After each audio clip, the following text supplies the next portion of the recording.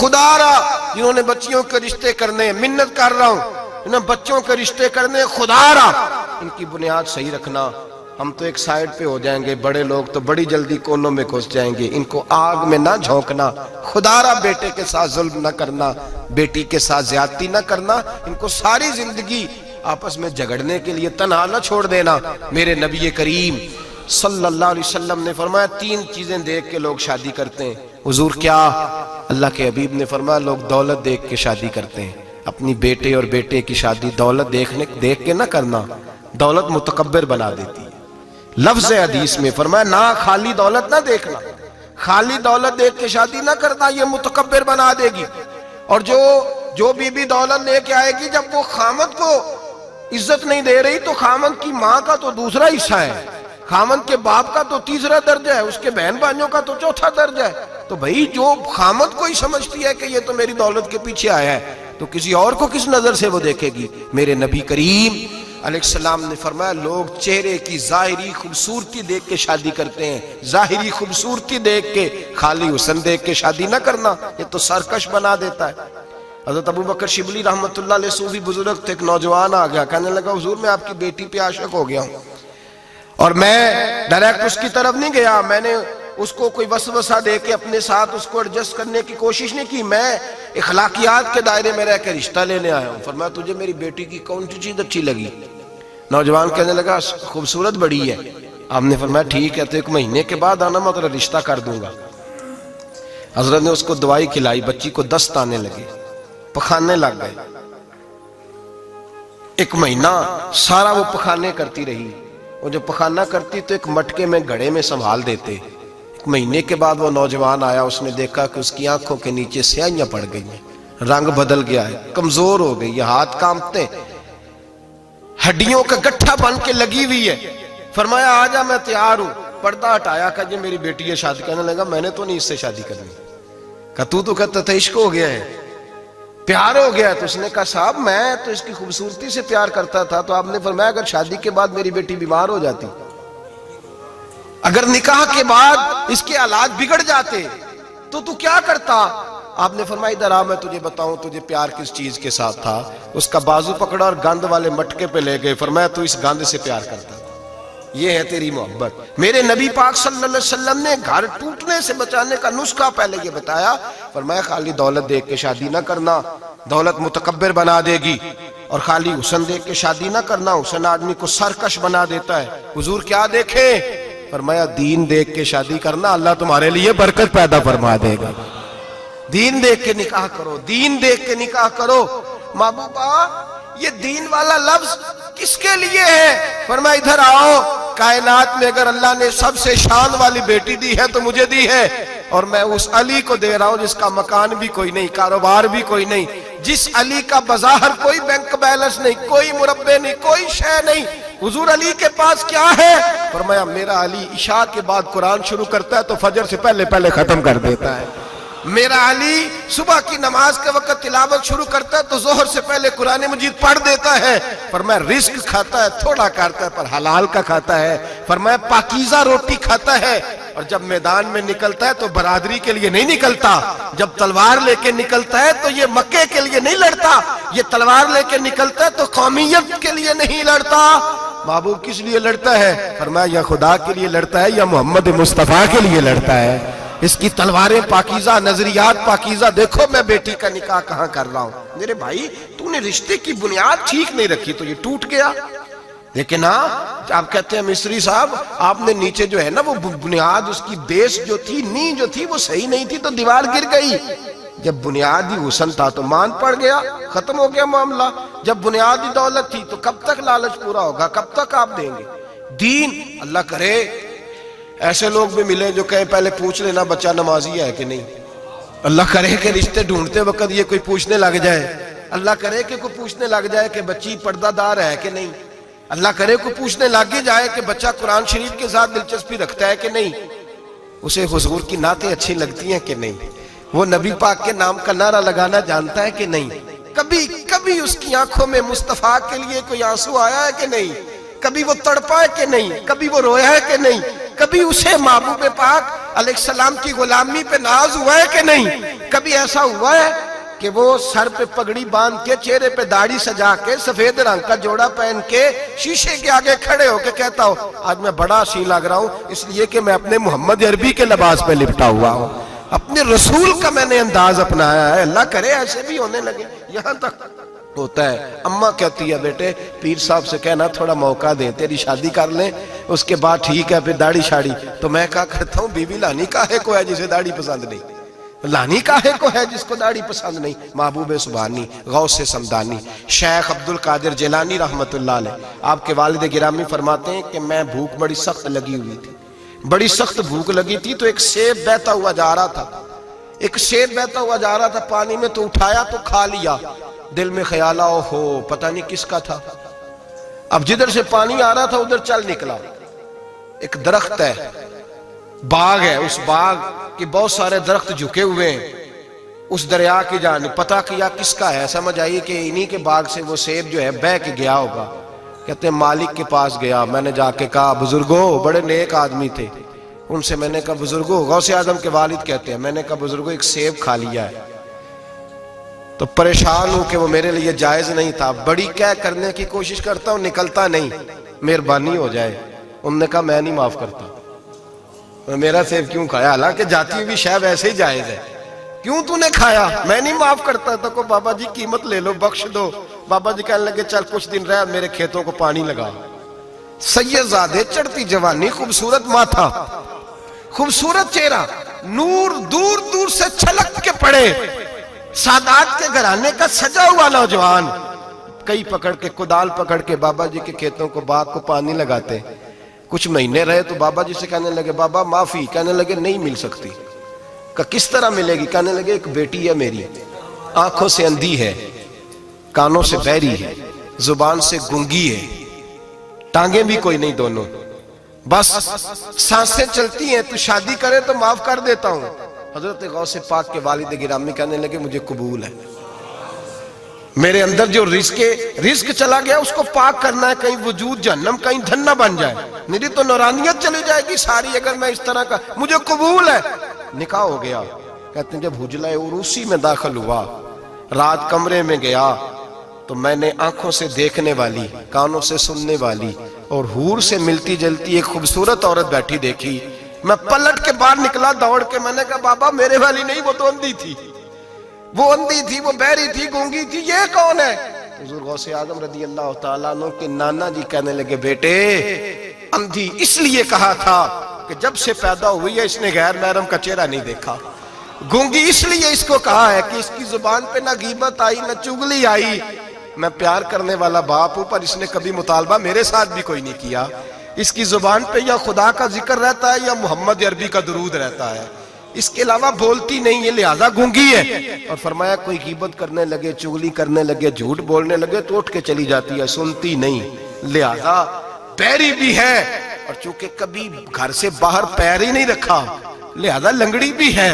حضرت جناب سیدنا غوث اعظم کے والد گرامی فرماتے ہیں میں نے ایسی عورت کے ساتھ نکاح کر لیا اللہ کی رضا کے لیے، تو پھر رب نے مجھے عبد القادر جیلانی جیسا بیٹا عطا فرمایا، پھر غوث اعظم جیسا اللہ نے مجھے بیٹا عطا فرمایا۔ میرے بھائی ہم جو بنیاد بنا رہے ہیں، تو کہتا ہے بات نہیں مانتی بہو، تو میں نے کہا بالکل صحیح کرتی ہے، نہیں ماننی چاہیے اسے، اس لیے کہ دولت بیاہ کے لائے ہو، بہو تھوڑا لائے ہو۔ کہتے ہیں جوائی لالچ بڑا کرتا ہے، تو میں نے کہا کیوں آفرے کرتے رہے تم؟ کس نے کہا تھا یہ باتیں کرنے؟ بالکل صحیح کر رہا ہے، وہ جو آپ نے جس بنیاد پہ دیوار بنائی تھی وہ آپ کو مل رہی ہے۔ میرے نبی کریم صلی اللہ علیہ وسلم نے فرمایا جب تو گھر بنانے لگے، بچی اور بچے کے لیے رشتہ ڈھونڈنے لگے، دین کو، اگر بچے کے دل میں خوف خدا ہوگا تو بیوی کو مارتے وقت ڈرے گا، 100 دفعہ خیال آئے گا۔ عورت کے اندر خوف خدا ہوگا تو سمجھے گی میرا خاوند ہے۔ اگر وہ نماز سے، قرآن سے، نبی پاک صلی اللہ علیہ وسلم سے وابستہ ہوں گے میاں بیوی، تو ان کے اندر ضرور کچھ نہ کچھ تصورات آئیں، ضرور کچھ نہ کچھ چیزوں کو سوچیں گے۔ میرے نبی پاک علیہ السلام نے تربیت کی تھی نا حضرت فاطمہ کی، فرمایا بیٹے تیرا خامد اسی طرح ہے کہ جس طرح تیرے لیے مجازی خدا ہوتا ہے، اگر میں کسی کو سجدے کا حکم دیتا تو عورت کو کہتا خامد کو سجدہ کرے، دیکھنا اور میرے نبی پاک کے لفظ ہیں حدیث ترمذی میں، فرمایا جو بی بی اس حال میں مر گئی کہ اس کا خاوند اس سے راضی تھا، فرمایا اللہ اس کے لیے جنت کے سارے دروازے کھول دے گا۔ تربیت کی تھی نا، تربیت تو خود میرے نبی پاک شادی کے بعد حضرت فاطمہ کو لینے گئے، کہا فاطمہ چلا لینے آیا ہوں، تربیت خود کی تھی۔ تو بی بی صاحبہ کہنے لگی حضور نبی کا حکم ہے کہ باپ کا؟ نبی کا حکم نام ماننا کفر ہے، نبی کا حکم کہ باپ کا، حضور نے فرمایا باپ کا۔ کہنے لگی محبوبہ بیٹھ جائیں، جب تک علی نہیں آئیں گے میں کوئی نہیں جاؤں گی۔ آپ کی تربیت کا نتیجہ ہے، میں کیسے چلی جاؤں جب تک شیر خدا نہیں آتے۔ کچی زمین پر یوں اللہ کے رسول طامت سمیٹ کے بیٹھ گئے، دیر کے بعد حضرت علی آئے، ماتھے پہ شکن نہیں، ایک دفعہ نہیں حضور نے کہا کہ میرے گھر میں پلا ہے۔ جناب علی تو کچھ سالوں کے تھے جب حضور کے در اقدس پہ آ گئے، یہ نہیں اللہ کے رسول نے فرمایا کہ میرے گھر میں پلا ہے، میرا غلام ہے، ساری زندگی میرا دستر نگر رہا ہے، کیسے بول سکتا ہے، کوئی لفظ نہیں کہے۔ فرمایا تو ٹھیک کہتی ہے، شیر خدا آئے تو میرے کریم رسول نے فرمایا علی اگر تو اجازت دے تو میں فاطمہ کو لے جاؤں؟ تو کہا یا رسول اللہ میں آپ کو اجازت دوں، تو امیر حرم، میں فقیر بے نوا، تو کجا من کجا، حضور میں آپ کو اجازت دوں؟ فرمایا بھائی فاطمہ نہیں مانتی، کہتی ہے وہ کہے گا میرے بھائی دین جب آئے گا نا، دین جب آئے گا، سیدہ طیبہ طاہرہ حضرت ختیجۃ الکبریٰ کی سہیلی ملنے آئی، اور حضرت ختیجہ کے پھٹے ہوئے کپڑے اور پیبند والے کپڑے دیکھ کے تو رو پڑی، کہنے لگی تم مکے کی ملکہ تھی اور دنیا تیری مثال دیتی تھی، اور ختیجہ یہ تو نے کیا حال کر لیا؟ فرمایا چپ کر، میں اس حال میں راضی ہوں جس میں میرے رسول راضی ہیں۔ جب دین ہوتا ہے نا میرے بھائی، دین تو پھر کچھ نہ کچھ تصور اللہ جانتا ہے، کوئی بندہ دین نہیں پوچھتا، کوئی دین نہیں پوچھتا، کوئی عقیدہ نہیں پوچھتا، کہتا ہے ٹھیک ہو جائے گا۔ یاد رکھ لینا، ہم نے دیکھا ہے اگر کوئی بد مذہب عورت آ گئی تو اس نے تباہی پھیلا دی گھر کے اندر، تباہی پھیلا دی، بچے فاتحہ نہیں پڑھ سکے ماں باپ کے جانے کے بعد، خراب ہو گئے حالات۔ اپنی زندگی کے اندر رشتہ ڈھونڈتے وقت دین کا خیال کرو، بیٹے کے لیے بھی بیٹی کے لیے بھی۔ پرہیزگاری دیکھو، بچہ پرہیزگار ہوگا تو بچی اگر کمزور بھی ہوگی تو اللہ سے ڈر کے اسے پاس رکھے گا۔ جو چیزیں ہم دیکھتے ہیں پھر ان کی بنیاد، تو سب سے پہلے گھر اس لیے ٹوٹتا ہے کہ گھر کی بنیاد صحیح نہیں ہوتی، اس کی بنیاد دولت ہے، اس کی بنیاد حسن ہے، اس کی بنیاد دنیا داری ہے، اس کی بنیاد، میں کہتا ہوں اب شادیاں نہیں ہوتی، تجارتیں ہوتی ہیں، کاروبار ہوتے ہیں۔ اب لوگ کہتے ہیں چلو یہ بھی ساتھ آ جائے گا، یہ بھی، اس بھٹی میں نہ جھونکو، یہ زندگی کا فیصلہ ہے۔ اور اس کے بعد گھر اس لیے ٹوٹتا ہے کہ ہم ان کی مذہبی شرعی تربیت نہیں کر پاتے۔ توجہ ہے آپ دوستوں کی؟ نبی پاک صلی اللہ علیہ وسلم نے کہا ہے کہ مرد شادی اس وقت کرے جب نان و نفقہ دے سکتا ہے۔ کیا لفظ ہے جی؟ نان و، وہ کیا ہوتا ہے؟ ضروریات ہے۔ اس میں پارک میں جانا شامل نہیں، اس میں پارک میں جانا شامل نہیں، اس میں 4-5 دن کے لیے مری کی رہائش شامل نہیں، اس پیکج میں وہ شامل نہیں، یاد رکھیں، یہ بھی ٹریننگ دیں۔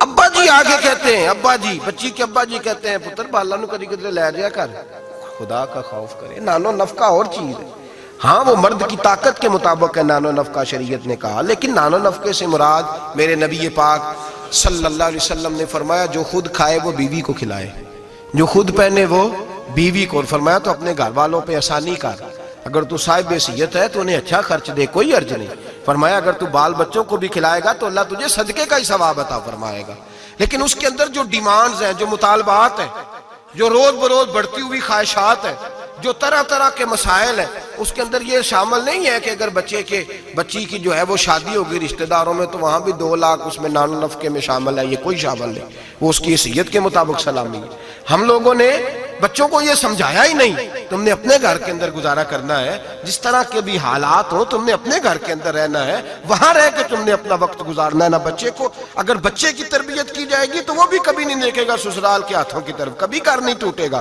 محنت سے کمائے گا، جد و جہد کرے گا، اور اگر بچی کو سمجھایا جائے گا وہ بھی ناجائز مطالبات نہیں کرے گی، اپنی عزت کو اپنے گھر کے اندر محفوظ کرے گی۔ میرے نبی پاک صلی اللہ علیہ وآلہ وسلم نے ارشاد فرمایا کثرت کے ساتھ عورتیں جہنم میں جائیں گی۔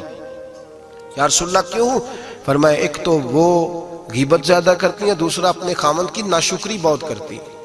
ہر بات میں کہتی ہیں نہیں نہیں یہ بھی کوئی نہیں یہ بھی کوئی نہیں، ساری زندگی رو کے گزار دیتی ہیں، دو کی ختم نہیں ہوتے، یہاں بھی مسئلہ یہاں بھی مسئلہ ہے۔ تربیت کریں، ان کو سمجھائیں۔ وہ گھر ٹوٹ جاتا ہے جس گھر کے اندر ناجائز مطالبات ہونے لگتے ہیں، وہ گھر ٹوٹ جاتا ہے۔ درجنوں لوگ ایسے ہیں جو سوسائٹی میں آگے بڑھنے کے لیے ڈاکو بن گئے، بیسیوں لوگ ایسے ہیں جو معاشرے کے برابر ہونے کے لیے قاتل بن گئے۔ زمانے میں آپ کو بے حساب اور لاتعداد لوگ ایسے ملیں گے جو اپنے گھر والوں کے مطالبات پوری کرنے کے لیے اپنی زندگی داؤ پہ لگا گئے، نشہ بیچا، گلے کاٹے، انہوں نے خون بہائے، انہوں نے ظلم کیے۔ نہ ایسے مطالبات کی عادت بنائیں، اپنے گھر کے اندر فقر کے ساتھ، درویشی کے ساتھ گزارا کرنا سیکھیں۔ میرے نبی پاک سید عالم صلی اللہ علیہ وسلم نے نان نفقہ مرد کی حیثیت کے مطابق رکھا ہے۔ عورت کو کہا ہے کہ تو اس لیول کے اندر رہ کے اپنے اوقات کو صرف کرے گی، نہ بچوں کو اتنی بڑی بڑی عادات کا شکار کریں کہ بعد میں ان کے معاملات بگڑ جائیں۔ میرے حبیب پاک صلی اللہ علیہ وسلم نے فرمایا مرد پر اس کی طاقت کے مطابق ہم نے ڈالا۔ دوسری بات یہ کہ جب پہلی بات یہ کہ بنیاد ٹھیک نہ ہو تو گھر ٹوٹ جاتا ہے، دوسری بات یہ کہ جب مطالبات ضرورت سے زیادہ ہوں، وہ مرد کے ہوں یا عورت کے ہوں، پھر بھی گھر قائم نہیں رہتا۔ عورت سے جو مرد مطالبہ کرے گا وہ بھی اس کی طاقت، اس کی ہمت کے مطابق اس سے مطالبہ کرے گا، اس سے زیادہ کوئی مطالبہ وہ نہ کرے۔ عورت بھی جو مطالبہ، اس بات کو آپ سمجھیے ذرا، اس کی وضاحت نہیں ہو سکتی، اس اشارے کو سمجھیے۔ مرد بھی بیوی سے اس کی طاقت سے زیادہ مطالبات نہ کرے، اور عورت بھی اس سے کوئی ایسا مطالبہ نہ کرے جو مرد پورا نہ کر پائے۔ میرے حبیب پاک علیہ السلام نے بقدر ضرورت ان پر فرائض رکھے۔ پھر آگے بڑھیے، گھر کے ماحول کے اندر باہر والی ٹینشنیں کبھی نہ لے کے جائیں ورنہ گھر ٹوٹ جاتا ہے۔ جو باہر کی ٹینشنیں ہیں نا ان کو باہر چھوڑیں۔ زندگی میں جو آدمی کسی کی غلطی کسی پہ ڈالتا ہے وہ بہت بڑا ظالم جابر ہوتا ہے۔ میاں صاحب کہتے ہیں اوہو گھر آئے، اور بچے بیچارے ترس رہے تھے کہ ابا جی گھر آئیں گے تو ہم ان کے گلے پہ پکڑیں گے، کودیں گے، مطالبہ کریں گے، آئس کریم منگائیں گے، خوش ہوں گے۔ اور یہ صاحب گھر گئے تو کہتے ہیں پرا لے جاؤ، میں بڑا تھکے آیا ہوں، میرے نیڑے کوئی شے نہ آئے۔ کیوں بھائی، کیا طوفان تھا جو باہر آپ نے تھمایا ہے؟ کون تھی ایسا پہاڑ تھا جو صاحب توڑ کے نہر دودھ کی نکال کے آئے ہیں؟ تھوڑے ٹھنڈے رہیں، یہ بھی آپ کی ذمہ داری ہے، اس پر بھی آپ نے توجہ کرنا ہے۔ مہربانی کریں، خامہ صاحب گھر میں آتے انہوں نے کہا پیچھے پیچھے ہٹ جاؤ، تمہیں پتہ نہیں کہ کوئی گھر کے اندر افلاطون آ گیا۔ ایسے ہی کوئی گھر میں میری مرضی کے خلاف بول پڑا تو میں ادھیڑ دوں گا، سیدھے ہو جاؤ بس۔ بچے بھی سہمے ہوئے ہیں، بیوی بھی کھانا رکھ کے تو بھاگ گئی ہے کہ اس کے ساتھ بات کوئی نہیں کرنی، تاروں میں کرنٹ بڑا سخت ہے کہ کوئی جالی نہ مرے۔ ایسا نہ کریں اپنی زندگی کے اندر، یہ رونے کی بات ہے، اس پر غور کریں۔ ہم کیا کرتے ہیں، ہم اس کے اندر باہر کی ساری ٹینشنیں گھر لے آتے ہیں۔ میرے حبیب پاک سید عالم نور مجسم سیدہ طیبہ طاہرہ حضرت عائشہ صدیقہ فرماتی ہیں حضور گھر آتے تو ہنستے ہوئے آتے، اور گھر کا کوئی کام نہیں ہوا ہوتا تو حضور پکڑ کے کرنا شروع کر دیتے۔ اور یار یہ میرے نبی پاک کی یہ اس مزاج کے اس اعلیٰ حسن کو سمجھو، ایسا کوئی محبوب کہیں ہوگا نہ کہیں ہے، بیٹھا ہے چٹائی پہ مگر عرش نشیں ہے۔ محبوب ایک یہ ساتھ بیٹی رہتی ہے، ساتھ حضور کے گھر کے متصل حضرت فاطمہ کا گھر ہے۔ میرے کریم نے ایک دن گئے، فرمایا فاطمہ تیاری کرنا، آج میں نے تیرے گھر میں سونا ہے۔ ساتھ ہی تو رہتے ہیں، کیا ضرورت ہے، لیکن حضور نے گھر کا ماحول اندر کا خوشنما بنا، تیرے گھر سونا ہے۔ حضرت فاطمہ کہتے ہیں حضور میرے گھر آئے، چارپائی پہ لیٹے تو اللہ کے رسول نے فرمایا بچے دونوں میرے ساتھ سوئیں گے، حسن ادھر سوئے گا، حسین ادھر سوئے گا، کہ میرے ساتھ سوئیں گے دونوں شہزادے۔ فرماتی آدھی رات کا وقت ہوا تو حسن اور حسین دودھ مانگنے لگے تو حضور نے فرمایا فاطمہ اٹھ، حسن کو تو دودھ ڈال کر دے، حسین کو میں دیتا ہوں۔ گھر کے اندر میرے نبی پاک شستگی والا مزاج، خوبصورتی والا، پیار والا مزاج بنا کے رکھتے تھے۔ اور بی بی صاحبہ بھی، میں نے مرد کی بات پہلے کر لی ہے، بیویاں ناراض نہ ہو جائیں، پہلے خاوند کی بات کی ہے جو کوتاہی پائی جاتی ہے۔ اب بی بی صاحبہ بھی اللہ کرے وہ ساس بیچاری بوڑھی عورت تھی، بیمار تھی، کسی تلخی میں اس نے کوئی بات کر دی، تو اب وہ گھر آیا تو خاوند نے آ کے پوچھا روٹی، انہوں نے کہا میرے کو نہیں پک رہی، تو تیری طبیعت کیسی؟ اس نے کہا بس اگر تو 20 منٹ اور نہ آتا تو میں بس فوت ہونے لگی، قریب المرگ تھی، ختم ہو گیا سارا کچھ، بس تو مجھے کسی طریقے سے نہ، میری پہلے سن لے بیوتا کہانی۔ پتہ نہیں بیچارہ کس آزمائش سے وہ آیا ہے، اس کو پتہ ہی نہیں کہ یہ اس کے ساتھ کیا سلوک کر رہی ہے۔ اب اس کی ماں ہے، کون ہے بول کے بتائیے؟ مائیں بدلی جا سکتی ہیں، باپ، تو کس کی شکایت کر رہی ہے؟ یہ پتہ ہی نہیں تو کس کی بات کر رہی ہے؟ اب اس نے ساری سٹوری، اس نے کہا یہ ہو گیا، اور پھر آنسو بھی اللہ نے ایکسٹرا دیے ہوتے ہیں، تو وہ فوری طور پر وہ سیلے رواں بہنا شروع ہو گیا. اب وہ طوفان ہے کہ تھمتا ہی نہیں، دریا ہے کہ رکتا ہی نہیں. اب شکوے جب سے آئی مر گئی تیرے گھر میں. اب وہ بیچارہ، وہ اکبر اللہ آبادی کہتے ہیں جب بھی کی بی بی نے ان سے اسکول ہی کی بات کی، یہ نہ بتلایا کہاں رکھی ہے روٹی رات کی. خدا خیر فرمائے، اس نے جب تک اس کو پوری سٹوری پوری طور پر جو ہے وہ سنا نہیں لی. اور پھر مطالبہ یہ ہے کہ تو میرے ساتھ مل کے کہہ یہ سارے برے ہیں، یہ بھی مطالبہ ہے. اگر کومنٹس نہیں کرتے تو بھی اس میں جرم ہے. حالانکہ اس کو پتہ ہی نہیں کہ ماں باپ خانہ کعبہ ہوتے ہیں، ان کے بارے میں کسی کو اکسانا بھی منع ہے. اب بیوی کے لیے حکم کیا دیا میرے نبی پاک نے؟ میرے رسول پاک علیہ السلام نے فرمایا بیوی کا حق ہے کہ جب خاوند گھر آئے تو بیوی اسے ہنستی ہوئی ملے، اسے اپنے اوپر جبر کرے، کچھ دیر کے لیے حوصلہ پیدا کرے، وقت کا انتظار کرے، موقع دیکھے، خیال کرے. ایسے ہی فوری طور پر اپنی جو ہے وہ تکلیفیں اور آزمائشیں اٹھا کے نہ رکھ دے، خیال کرے، ورنہ گھر ٹوٹ جائے گا. شدت کے ساتھ عورت بات کرے گی، اسی شدت کے ساتھ مرد کرے گا. 2 منٹ لگیں گے تو تعلق ہے وہ چکنا چور ہو جائے گا. تو تیسری بات یہ کہ اپنی پریشانیاں جو گھر سے متعلقہ نہیں ہیں ان کو ذرا ایک کونے پہ رکھنے کی کوشش کریں، گھر ٹوٹنے سے بچے گا. چوتھی بات، میرے نبی پاک صلی اللہ علیہ وسلم نے پہلے مرد کو حکم دیا، فرمایا حوصلہ بڑا کر، حوصلہ بڑا. فرمایا عورت ٹیڑھی پسلی سے پیدا ہوئی ہے تو یہ ٹیڑھی ہے، سیدھی کرنے کی کوشش کرو گے تو ٹوٹ جائے گی، لیکن سیدھی ٹیڑھی کے ساتھ گزارا کرو. لفظ بڑے حسین ہیں، حدیث میں جاگ رہے ہیں آپ لوگ جی، بڑے بڑے حسین لفظ ہیں. حضور نے فرمایا اگر تمہیں اپنی بیوی کی کچھ عادتیں ناپسند ہیں تو اس سے بغض نہ رکھو، بیوی سے بغض نہ رکھو. اگر کچھ عادتیں ناپسند ہیں تو کچھ ایسی بھی ہوں گی جو تمہیں بڑی پسند ہو.